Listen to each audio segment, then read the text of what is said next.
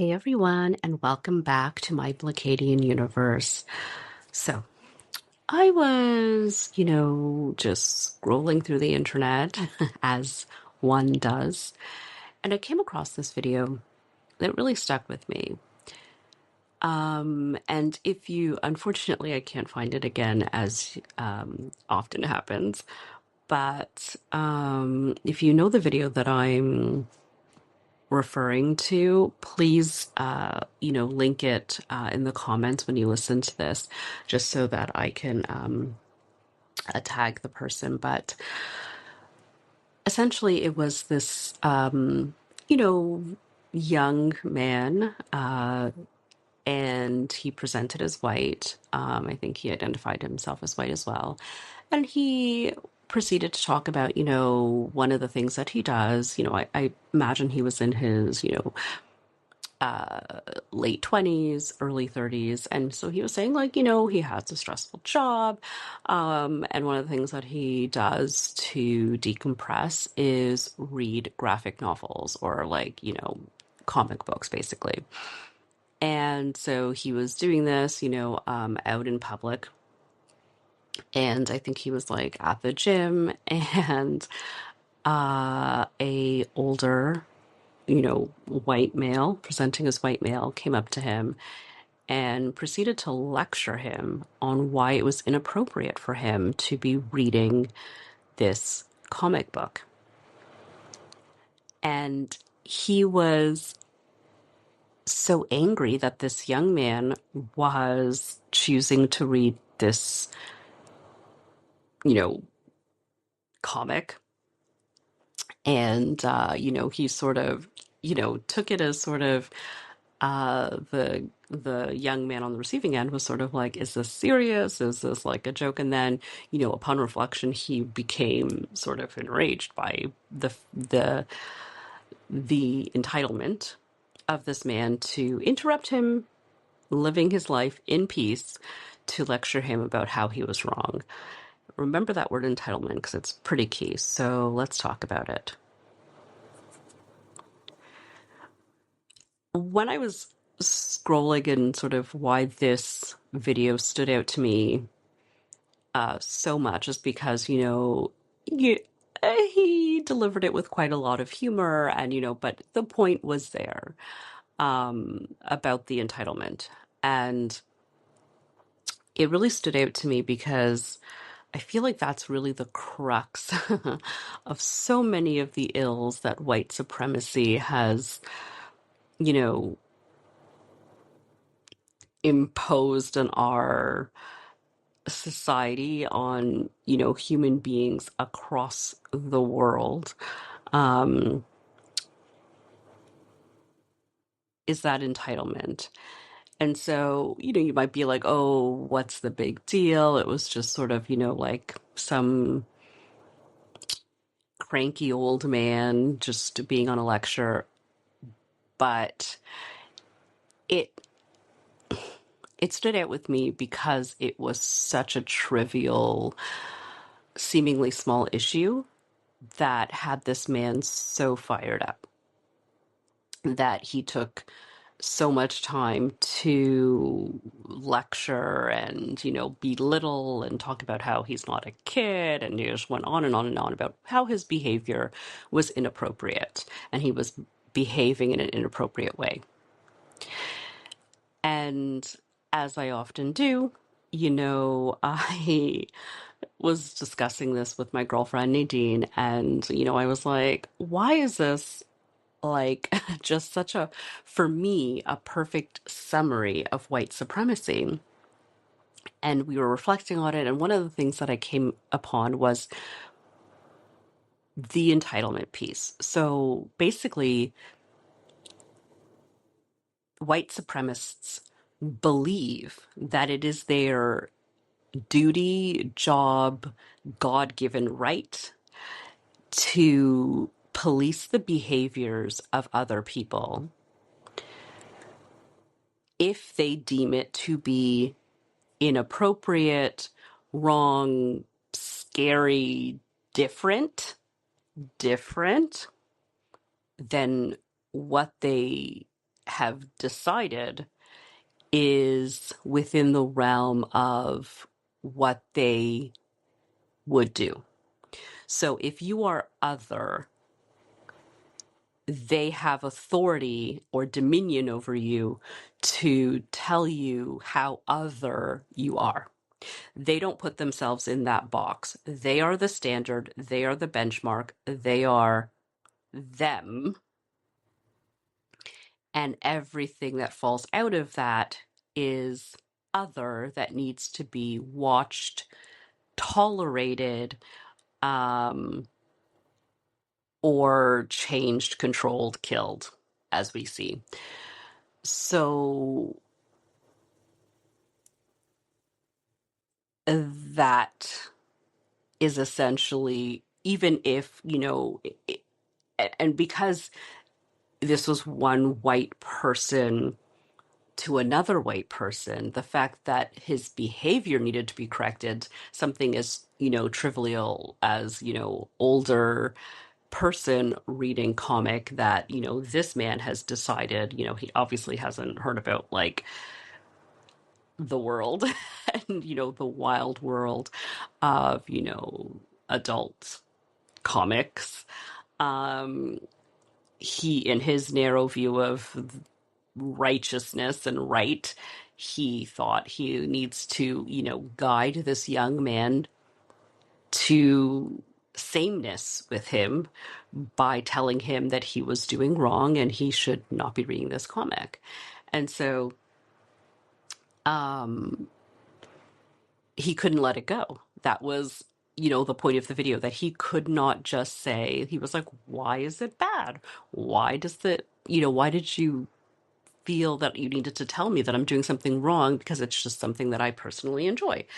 And, he just did not compute, because everything about his makeup, his DNA, his core belief system is based on that fact that he has every right, duty to tell this person how they should be enjoying their leisure time in a way that's, it's not hurting anybody. It's, his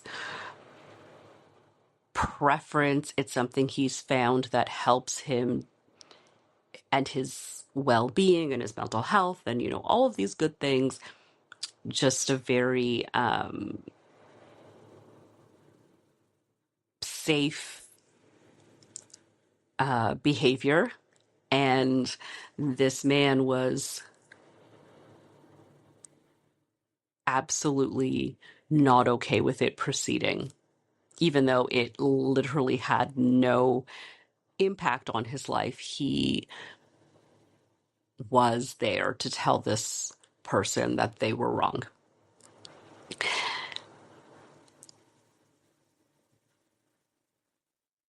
And so on one end of the spectrum, you have a man in, that is harassing a person at a gym. And then you have, the other end of the spectrum, where there's the actor who just recently was murdered, Jonathan Joss, who was a voice actor for like King of the Hill. And because he was a gay man and he had to deal with hatred and threats, and, just for existing, people thought that they had a right to terrorize him. And so, it's the same. It's the same. People that feel that they need to police the personal, private lives of other people, to consenting adults,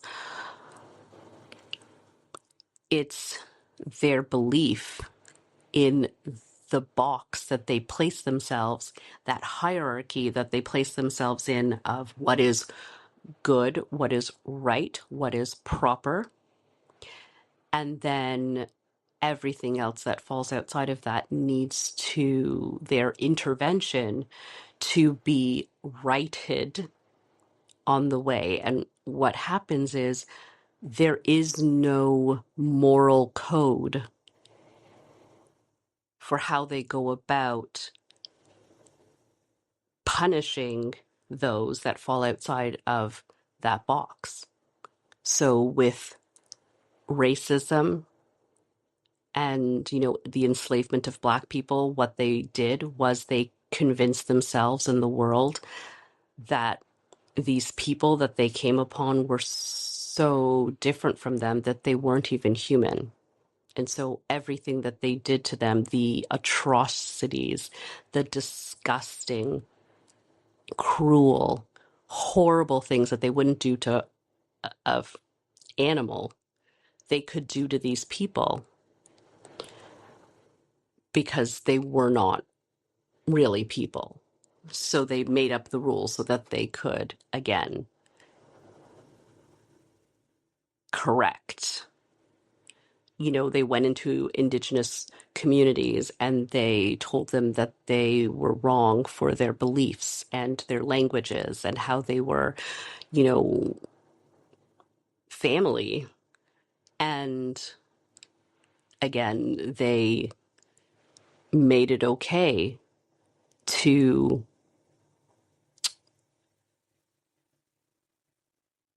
try to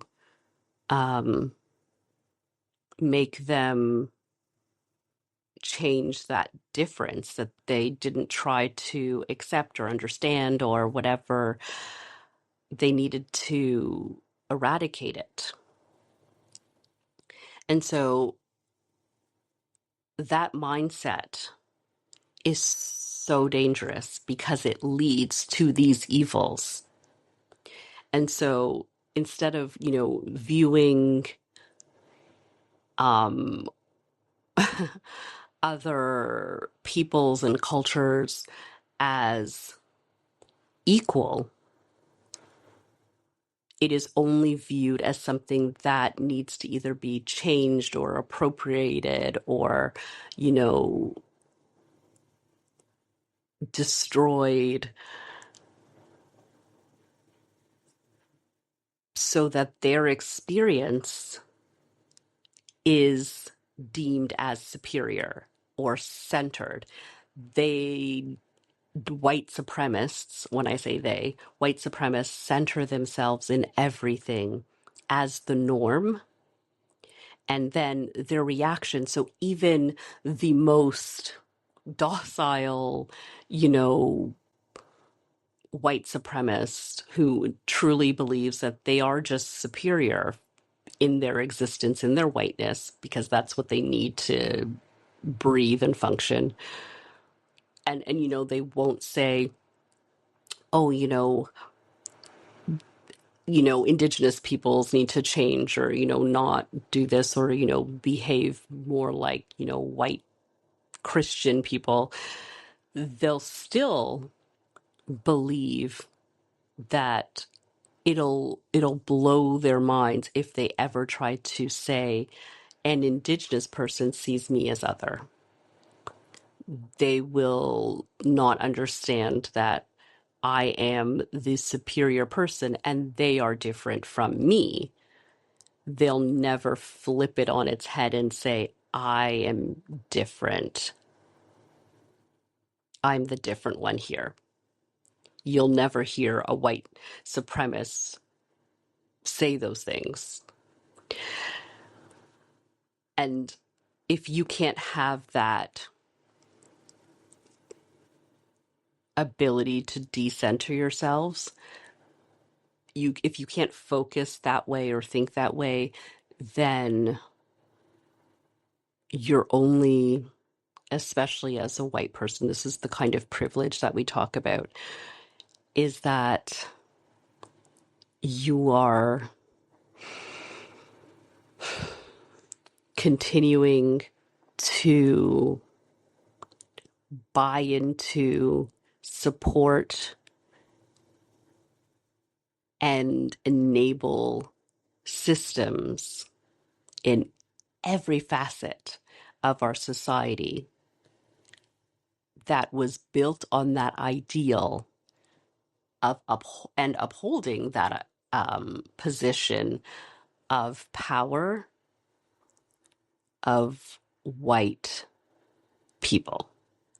And so that's why, that video stuck out to me so profoundly, of all the things that I saw as I was scrolling through the internet, because I thought,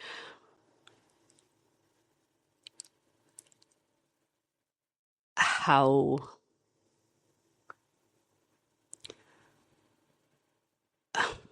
I want to say eloquent of an example it is of the entitlement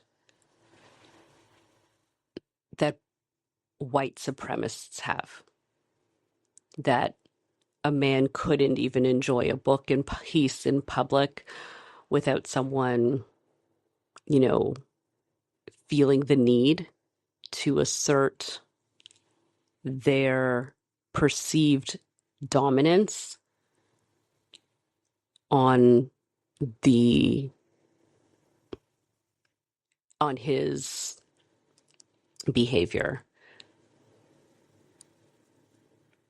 Just a very eloquent way of, highlighting all of the little ways that white supremacy manifests, and also just an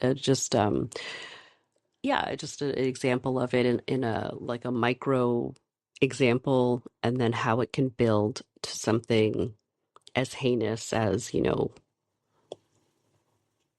the slave trade.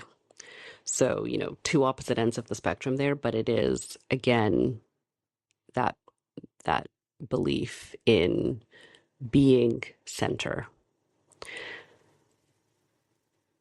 So please let me know what you think. If you know the video that I'm talking about, please let me know that as well.